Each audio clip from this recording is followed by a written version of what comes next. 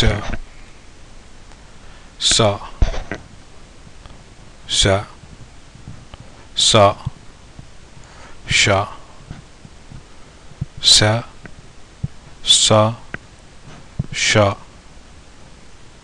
If you notice, there is no alphabet for this in Hindi, or maybe there is, and that's what I'm wondering about.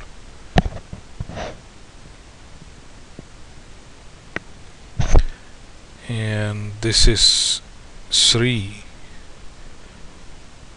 In Hindi, it's usually pronounced as Shri. Notice that this alphabet is never used anywhere else, or at least in the stuff that I have read, it's never seen, I guess. And you see how it's Sha in Hindi and Sa in Telugu. So it's Sri versus Shri.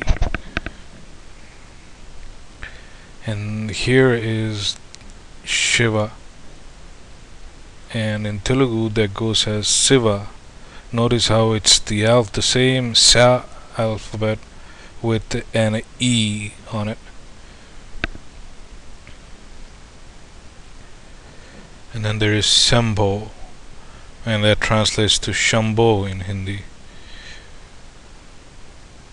And there is Shankara or Shankara. You see the difference there?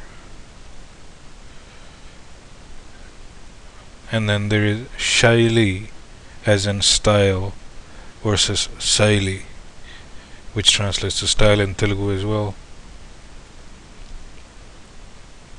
Don't get confused by these. It's just that, you know, the diacritics, you know, like the I, the two spikes on top of Sha in Hindi are represented by, you know, this and this, you know, diacritics on the alphabet, or on the character.